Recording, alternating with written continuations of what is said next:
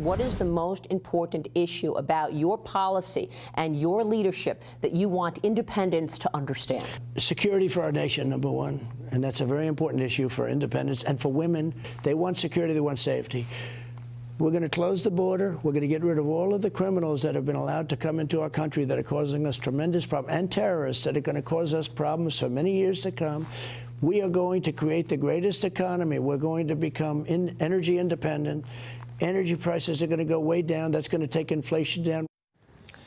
And that was former President Trump with me on Sunday Morning Futures. A new poll from Monmouth University finds 69% of Republican voters say that Donald Trump is the strongest candidate to face off against Joe Biden in the 2024 election. The poll also shows Trump with a commanding 30-point lead over the GOP field. A recent Fox Business poll finds that more than 90% of South Carolina primary voters say it is extremely or very important for the candidate to beat Biden. Joining me right now is the Washington Examiner's chief political correspondent, Fox News contributor, Byron York. Byron, it's great to see you. Welcome. Good morning, Maria. Interesting to see Trump continuing this commanding lead, 30 points above Ron DeSantis, even in the face of a potential third indictment coming his way, Byron. How do you explain it?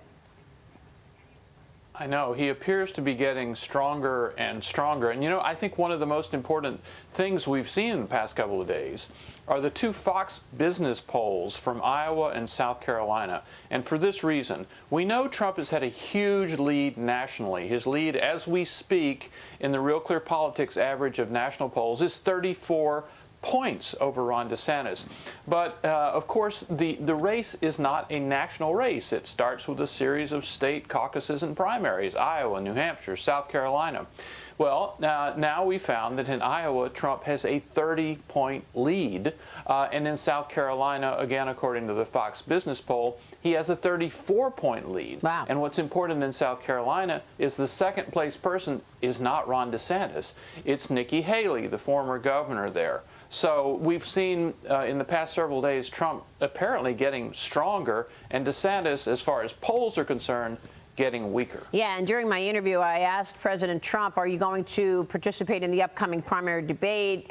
He said, I haven't decided yet. I said, well, what if, Ron DeSantis gains ground on you, given you're not there? He said, well, maybe other people will gain on Ron DeSantis. That seems to be exactly what's happening. What's going on with the Florida governor's race? He says he's making more cuts to his presidential campaign staff.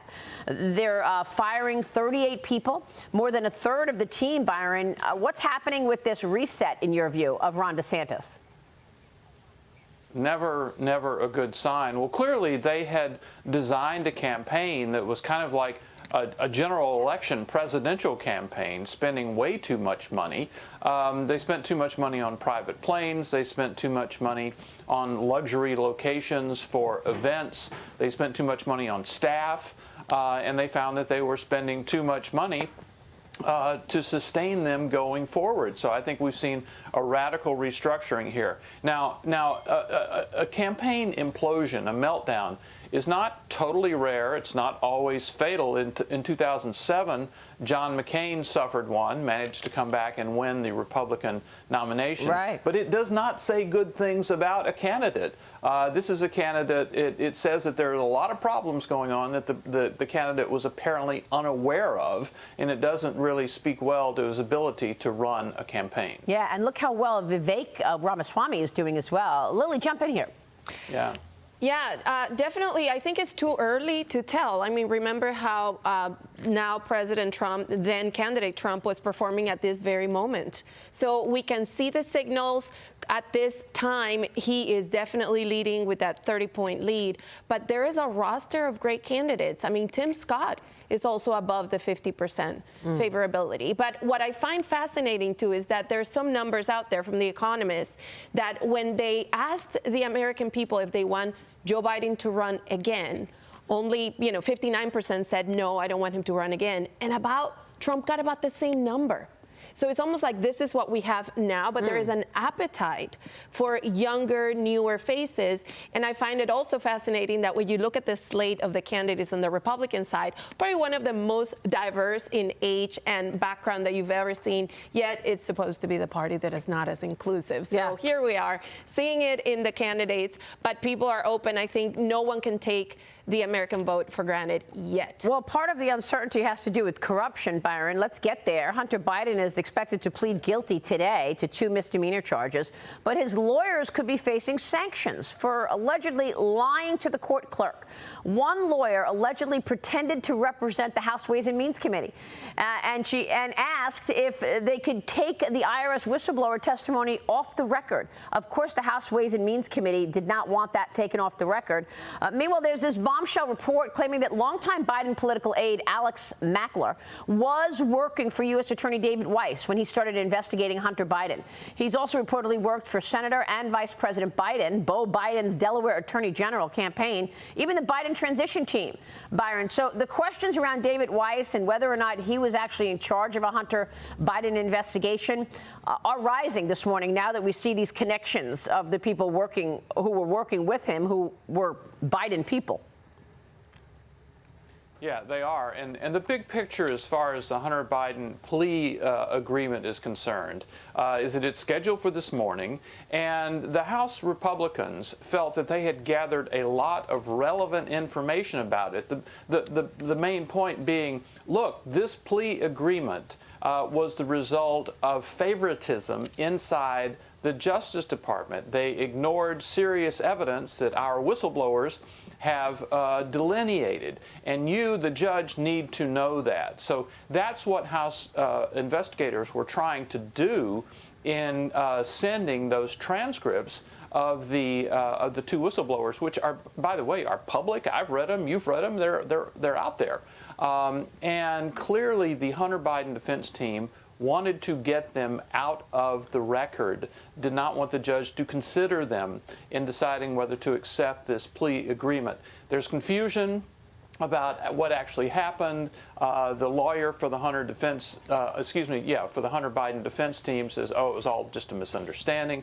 We'll find out more about that. But the big picture is Republicans are trying to say to the judge, look, there's a lot of information behind this plea agreement that you, the judge, need to know about. Yeah, and Todd Pyro, you're a lawyer. Yes. You said it earlier. If this is true, that's illegal. It's illegal. You can't misrepresent yourself and say, oh, remove this evidence. There is a process by which, if you are Hunter Biden's defense team, to get this not in the record, or at the very least get it under seal. It is a long process. Yeah. You can ex parte it, which means you can do it quicker, but you have to present arguments to the judge as to why certain information should be withheld from the public, because all court hearings are supposed to be out in the public. That's how our system works, so that everybody can have confidence. And you don't can't misrepresent yourself and say, I'm somebody else. I'm the other team. Right. Real quick, before you go, Byron, the biggest story of the week, I think, was the fact that Kevin McCarthy floated the idea of an inquiry of impeachment against President Biden. Here's what he said yesterday. Watch. Oh, no sound. He said, look, we have all of this evidence. What are you expecting us to do? Ignore it? Your thoughts? Well, he's now softening that just a little bit, and there's a lot of support inside the Republican conference in the House for doing that. My personal opinion is it's way too early to be talking about this. There is so much more evidence to be gathered. They're still preparing to question David Weiss whenever that happens. Yeah. So there's, and the last thing is politically, if you're the party that wants to impeach, you should make it look like you were reluctantly moving toward impeachment. You don't really want to do it. Right. And you don't want to appear too eager, like Democrats did on 2 occasions with President Trump. Right, and that's basically what Kevin McCarthy has been doing, I think, trying to resist until, well, we've got this evidence. What do you expect us to do? We can't ignore it. And Devin Archer is going to testify, so we'll be watching that as well. Another layer to this, Hunter Biden's former business partner. Byron, good to see you. Thanks very much.